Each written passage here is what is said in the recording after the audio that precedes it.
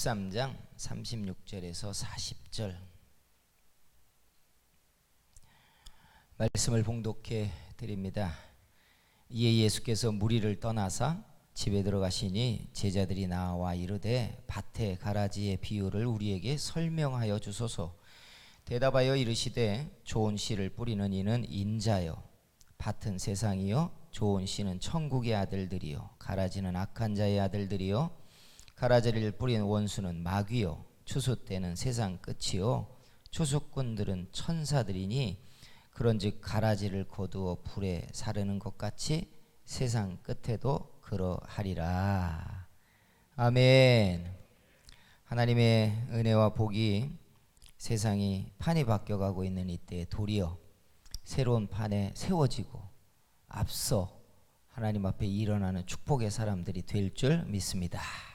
손들어서 그렇게 되기를 축복합니다 해주세요. 그렇게 되기를 축복합니다. 할렐루야. 세상이 요동치면 믿음이 없고 능력이 없으면 막 염려가 되잖아요. 그러나 믿음을 일으키고 하나님을 바라보면 판이 흔들리고 나면 새 사람들이 일어나고 새 질서가 세워지고 새로운 기업이 일어나고 새로운 권세를 잡은 자가 탁 섭니다. 하나님이 그때에 여러분들을 세워주시는 날들이 일어날 줄 믿습니다. 아멘. 텃밭을 가꾸거나 농사를 지으는 분들이 씨를 뿌리기보다는 요즘은 모종을 해서 씨가 뿌리를 내리고 싹도 어느 정도 자란 것을 갖다가 심습니다. 우리는 그렇게 하면 훨씬 더 튼튼하고 빨리 자란다는 걸 이미 경험상으로 알고 있기 때문에 그래요. 이 이야기를 하는 이유는 옛부터 믿음의 선배들이 지금 우리가 살고 있는 이 세상이 마치 천국으로 옮겨지기 전에 세상에 심기어져 모종으로 자라고 있는 때 같다라고 말했기 때문에 그렇습니다. 그래서 옛 신학자들이 지금 우리의 시간을 가리켜 두 세계에 끼어 있는 자들이라고 말했어요. 지금의 세상이 우리들에게 중요한데 이것이 또 본토는 아니라는 것입니다. 그래서 지금의 삶이 우리에게 가장 큰 영향력을 미침에도 불구하고 실은 우리들의 본 나라가 있다고 성경은 말하기 때문에 그래요. 그래서 관심은 지금인데 성경은 우리들에게 위의 것을 찾으라고 하고 있고 신령한 젖을 사모하라고 말하며 본토의 호적이 위에 있으니 우리의 시민권이 위에 있다, 하늘에 있다 이렇게 이야기하고 있다는 것이에요. 오죽하면 지금의 시간을 가리켜 성경은 나그네와 행인 같다라고 말하고 있다는 거예요. 그래서 우리가 지금의 세상을 살면서 우리가 정체성을 좀 분명히 해야 될 게 있어요. 우리의 에너지도 지금이고 관심과 열정도 지금인데 하나님은 우리의 본토가 있다고 말하고 있기 때문에 그래요. 사랑하는 성도 여러분, 지금의 세상도 지지 말고 하나님 나라에서도 지지 않는 여러분들이 되기를 축복합니다. 우리가 읽은 이 본문은 해석이에요. 이 해석 전에 마태복음 13장 24절 이하로 예수님은 비유 하나를 말씀했습니다. 그 비유를 예수님이 뭐라고 했냐면 천국은 좋은 씨를 자기 밭에 뿌린 사람 같다. 천국을 설명하면서 자기 밭에다가 좋은 씨를 뿌린 사람의 이야기로 빗대면서 그 다음에 무엇을 말했냐면 밤사이 악한 자가 와서 좋은 씨를 뿌린 밭에 가라지를 뿌렸다는 것입니다. 이 이야기를 하고 나니까 제자들이 예수님에게 와서 말씀이 어려우니까 우리에게 좀 해석해 주세요 라고 했습니다. 그리고 우리가 읽은 이 본문에 예수님은 이제 이 말씀에 대한 해석을 해주고 계십니다. 요약하면 이런 내용이에요. 37절에 좋은 씨를 뿌리는 이는 인자요. 예수님이 좋은 씨를 뿌린대요. 그리고 38절에 그 씨를 뿌리는 밭이 뭐냐? 세상이라고 분명히 정의하고 있어요. 세상에 좋은 씨를 뿌리고 있다. 그리고 좋은 씨는 천국의 아들들이라고 분명히 정의해요. 그리고 그 다음에 뭐라고 얘기하냐면 가라지는 악한 자의 아들들이라고 말합니다. 세상은 밭인데 여기에 하나님이 하나님의 아들들을 심었고 하나님의 아들들이 심겨진 이 세상이라는 밭에 마귀의 자식들이 함께 뿌려졌다는 이야기입니다. 그리고 39절에 가라지를 뿌린 원수는 분명히 마귀고 추수 때는 세상 끝이고 추수하는 일꾼들은 천사들이라고 분명히 정하고 있어요. 그러니까 요약을 하면 저와 여러분들은 세상에 심겨진 하나님의 아들들인데 가라지 악한 자의 아들들과 뿌리가 엉키면서 치열하게 세상을 살고 있다는 것입니다. 그러면서도 하나님의 은혜를 통하여 천국의 아들들의 정체성을 드러내고 알곡이 돼야 되고 마지막에 천사들이 와서 우리를 거두어 알곡의 창고인 천국으로 드릴 때까지 자라야 한다는 거예요. 자라야 한다는 거예요. 우리는 지금 여기가 우리의 삶의 최종점이고 최고의 노력을 통하여 목표를 이루어내야 되는 곳이라고 생각하고 있는데 주님은 분명히 알곡을 거두기 위하여 자라게 하고 있는 밭이래요. 거기서 거둬질 알곡의 목적지는 천국이라는 이야기입니다. 사랑하는 성도 여러분, 아직 우리의 믿음이 크지 못해서 막 천국을 그리하며 옛날 무슨 찬송처럼 하늘에 날이 붉기만 해도 내일 주님 오시려나 기대했다는 그런 소망을 가진 분들처럼 하나님의 나라를 그리워하지 못할지라도 오늘 말씀이 저와 여러분들이 지금의 세상을 어떻게 살아야 되는지에 대한 분명한 정신을 갖게 하는 그런 은혜가 되기를 주의 이름으로 축복합니다.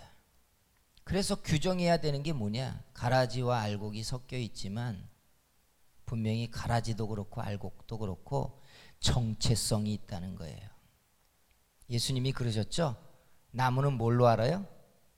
열매로 안대요. 열매가 자기 정체성을 증명한다는 거예요.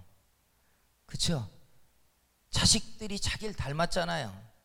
저의 딸이 가끔 저하고 어울리다가 보면 투덜거리면서 언제나 똑같은 말을 끄집어내는 게 자기는 아빠의 손발가락에 못난 걸 너무나 닮았대요. 여자가 이런 손이 어디 있냐 그러면 몽땅 손을 내밀고 몽땅 발가락을 내밀면서 아빠 손가락 발가락을 너무 닮아서 자기는 싫대요. 근데 어쩌겠어요. 그게 유전자인 거를. 내 유전자가 똑똑하지 않는데 어떻게 닥달해가지고 자식이 천재가 되길 바라겠어요. 우리에게서 났어요. 하나님이 만약에 우리를 하늘의 아들들로 세상에 심었다면 분명히 시간이 지나면 지날수록 유전자의 정체성이 드러날 거란 이야기예요. 믿으십니까? 세상과는 다른 하나님의 아들들의 정체성이 저와 여러분 속에 생길 수밖에 없는 거예요. 자라면 자랄수록 말이죠.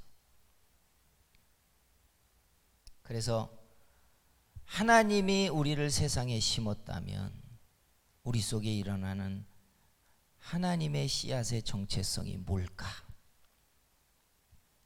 하나님의 아들들의 정체성의 첫째는요, 우리 속에 예수 그리스도가 믿어지고 천국이 믿어지는 믿음입니다. 성도 여러분, 이 믿음이 여러분 속에 있으면 아멘 하시기를 축원합니다. 이게 세상의 철학으로 익혀진 게 아니고 부모가 심어준 게 아니에요. 부모는 우리를 데려다가 예배당에 앉혀놨을 뿐이지 부모가 우리 속에 믿어라 해서 주입식 교육으로 어려서부터 인식시켜준 믿음이 아니라고요. 베드로에게 말했듯이 예수님이 내게 믿게 한 이 믿음은 내 혈육도 내 아비도 아니라 하늘에 계신 내 아버지께서 내게 알게 하신 거래요. 하나님이 심은 씨앗이 우리 속에 있다가 말씀을 듣거나 성령이 조명할 때 발화를 한 겁니다. 믿어진 겁니다. 믿으십니까? 그래서 이 믿음은 핍박으로 없어지지 않아요. 세상이 조롱한다고 해서 예배당에 못 간다고 해서 없어지지 않는 게 이 믿음입니다. 믿으십니까? 이 믿음은 사라지지 않아요. 아무리 학교에 가서 아이들이 성경은 다 꾸며진 조작된 글이라고 말을 들어도요, 믿음이 사라지지 않습니다. 이 믿음은 사람이 심은 게 아니기 때문에 그래요. 예수 그리스도를 보지도 못했는데 믿고 주님의 십자가를 사랑하고 하나님 앞에 예배할 줄을 아는 이 믿음이 어떻게 사람이 심은 거겠어요? 그렇죠? 그래서 교회는 멤버가 있고 천국에는 아들들이 있는 겁니다. 사랑하는 성도 여러분, 이 믿음이 가리키는 방향이 우리가 온 곳이에요. 거기서 왔어요. 하나님이 심었던 겁니다. 이 믿음으로 인해서 하나님께서 저와 여러분을 붙들고 아버지의 나라로 돌아가 그 본토에 서는 날까지 흔들리지 않는 사람들 되기를 주의 이름으로 축복합니다. 두 번째 유전자의 특징은 세상에서 볼 때 우리는 이방인이라는 거예요. 교회적인 용어로 옛부터 교회를 하나님의 백성, 교회 밖을 이방이라고 말했습니다. 이 우리식 표현이에요. 근데 이걸 입장을 딱 바꿔놓고 보면 교회와 기독교인들은 이방인들이에요. 역사적으로 보면 세상의 역사 속에 들어왔고 권력도 가졌고 부도 가지고 세상에 이로운 역할도 하고 종교적인 목도 하는데 세상의 시각에 보면 교회와 기독교인들은 언제나 이방인입니다. 섞여 살고 있는데 권력을 위하여 정치인들이 교회도 나오는데 끝으로 가고 깊어지면 깊어질수록 절대로 교회와 세상은 하나가 되어지지 않아요. 기독교인들이 그래요. 속으로 들어가면 들어갈수록 우리의 정체성은 세상과 하나가 아니라는 걸 알기 시작해요. 세상에서 볼 때 하나님의 아들들이요, 이방인입니다. 가라지와 알곡이 땅 밑을 파면 뿌리가 다 엉켜 있잖아요. 같이 사는 겁니다. 돈을 벌기 위해서는 같이 일하고 성공하기 위해서는 연합도 하고 권력을 잡으려고 하면 같이 밥도 먹고 하고 있는데도 불구하고 속에 있는 정체성은 다른 사람들인 거예요. 다른 사람이에요. 요즘 지방에 가면 자주 눈에 띄는 분들이 이주 여성들이에요. 지난주에도 제가 지방에 갔다가 아이들 둘을 데리고 남편하고 같이 바닷가에 와서 놀고 이렇게 지나가는 이주 여성을 봤어요. 근데 저만 그런지 몰라도 10년, 20년을 한국에 와서 결혼해서 아이를 낳고 살고 있는 이주 여성을 우리는 이주 여성이라고 더 이상 하지 않아요. 그들은 이제 한국인이에요. 그런데도 불구하고 저만 느끼는지 몰라도 저는 똑같은 표정이 그들에게서 나오는 걸 봐요. 우울함과 무표정함, 행복하지 않은 표정이에요. 저만 그럴까요? 뭐 왜 그럴까 여겨지는 답은 금방 나오는데 제가 가만히 생각할 때 저들은 왜 10년을 살고 20년을 살았는데도 저들의 얼굴에서 공통적으로 느껴지는 것은 행복하지 않은 표정일까? 제가 생각할 때 그들은 20년, 30년을 살아도 한국 사람들에게 이방인처럼 여겨지고 있다는 뜻이에요. 자기 아들의 자식을 낳고 그 자식이 결혼할 나이가 되어도 어머니들이 이주 여성을 며느리로 둔 시어머니들이 며느리를 이방인처럼 여깁니다. 네가 돈 없으니까 이 먼 곳까지 와서 결혼하고 자식 낳고 살지 않냐. 이 정서예요. 그러니까 그 감정을 고스란히 느끼는 그들의 표정에는 나는 이곳에서 이방인이다라는 표정이에요. 하나가 돼야 되는데 정체성이 하나가 안 되고 있는 것 같은 거예요. 사랑하는 성도 여러분, 어떤 사람들이 성령의 충만함을 체험하고 불같은 은혜와 열심당이 되는 기독교인이 되는 걸 원치 않는다고 말하는 그 원치 않음이 뭔지 아시잖아요.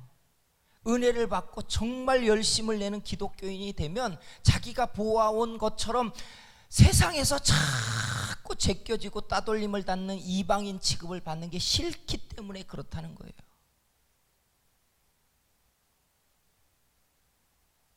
근데요, 하나님의 아들들과 가라지의 아들들은 유전적으로 본래 다릅니다. 본래. 그래서 영역이 커지면 커질수록 자기의 본토가 어딘지 나오기 시작해요. 믿음을 가지고 하나님의 나라를 소망하는 여러분들이요, 세상에서 이방인처럼 되더라도 여러분의 믿음의 모든 선배들이 그렇게 믿음을 지키고 살아왔음을 잊지 마시며 마음을 굳게 하시는 여러분들이 되기를 주의 이름으로 축복합니다. 그리고 마지막 유전적 특징이 있어요. 결국은 가라지와 갈등한다는 거예요. 저도 그렇지만 여러분도 그럴 거예요. 직장에 가거나 혹은 가족 구성원들이 되고 나면 안 믿는 사람들하고 최대한 양보하고 타협하고, 그죠? 갈등이 안 생기기 위해서. 제사를 드리는 집안에 시집을 가서도 절은 안 하더라도 최대한 제사 문화를 존중해 가지고 나 때문에 언쟁이 생기거나 얼굴 붉히는 일이 생기지 않기 위해 얼마나 노력을 합니까? 그러면 시간이 지나면 내가 그렇게 존중하고 희생해주고 양보해주고 봐주고 그랬던 것처럼 내가 드리는 예배당에도 내가 참여했던 것처럼 참여도 하고 교회 행사가 있으면 헌금도 하고 같은 마음이 가지고 가야 될 거 아니에요. 그런데 시간이 가면 갈수록 결국은 땅에서 난 자와 하늘에서 난 자는 갈등으로 가게 되어 있어요. 이게 유전적 특징이에요. 그래서 예수님이 뭐라고 얘기합니까? 내가 세상에 화평을 주러 온 줄로 생각하지 말라. 도리어 세상에 불을 던지러 왔대요. 그래서 이후로부터 아버지와 자식이, 그리고 엄마와 딸이, 시어머니와 며느리가 갈등하고 다툴 거래요. 문장을 잘 보셔야 돼요. 주님이 주시는 평안은 누구의 거예요? 하나님의 사람들의 평안입니다. 불은 어디다 던져요? 세상에다가 던지는 거예요. 그래서 여러분, 예수 믿는 사람들이 믿으면서 세상에 잘하고 우리가 평화의 사절이라는 걸 말하고 하나님의 선한 사랑의 손이라는 것을 보이기 위하여 애쓰지만 세상과 끝까지 평화되어지지 않습니다. 돈을 벌기 위해서는 합심하고 목적을 성취하기 위해서는 연합을 해도요, 유전적 정체성이 달라요. 그래서 갈등해요. 사랑하는 성도 여러분, 여러분 속에 이런 하나님의 아들들의 유전적인 특징들이 일어났다면 여러분이 하셔야 될 게, 내가 주님이 심으신 하나님의 아들의 씨앗이구나. 이거 아셔야 돼요. 주께서 심으셨은즉 주께서 쥐고 계십니다. 믿으십니까? 반드시 주께서 저와 여러분들을 취하셔 하나님의 나라의 창고로 드리는 날을 만나게 될 줄 믿습니다. 그럼 지금의 시간을 어떻게 살아야 돼요? 지금의 시간을 이방인이고 결국은 갈등할 존재니까 담쌓고 세상과 상관없이 삽니까? 아니에요. 세상에 저와 여러분의 정체성은 하나님이 보내시는 편지고 주님의 사자고 하나님의 의에 도구고 주님이 전하는 사랑의 손이 되는 거예요. 분명한 것은 이렇게 세상을 향하여 사명자처럼 가야 되지만 세상을 사랑하지는 말라는 거예요. 야고보서에 뭐라고 이야기합니까? 세상을 벗으로 삼고 사랑하는 부녀여 하나님과 원수됨을 알지 못하느냐 그랬어요. 세상은 일터고요, 하나님께 보냄을 받아 주의 일을 해야 되는 사명자의 자리지 세상을 사랑해야 되는 대상이 아니라는 거예요. 사랑하는 성도 여러분, 세상이 요동칠 때 믿음으로 더 굳세지시기를 주의 이름으로 축원합니다. 세상이 우리를 책임지지 않아요. 세상은 결국 가라지를 책임지게 돼 있어요. 저와 여러분은 주께서 심으신 주의 손에 붙들릴 때 저와 여러분이 견고하게 설 것입니다. 하나님 앞에 이렇게 서는 저와 여러분이 되기를 주의 이름으로 축원합니다. 기도하겠습니다. 사랑하시는 우리 하나님, 은혜를 감사합니다.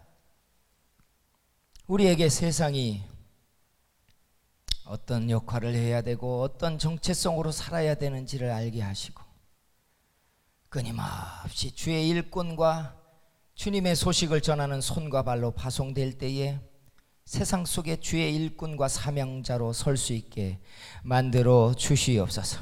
하늘의 소망이 우리 속에 끊임없이 위의 것을 찾게 하고 본토를 보게 할 때에 흔들리지 않게 하시고 도리어 점점 더 소망에 가까워지게 하시고 믿음에 굳세져 가도록 만들어 주시옵소서. 예수님의 이름으로 기도하였습니다.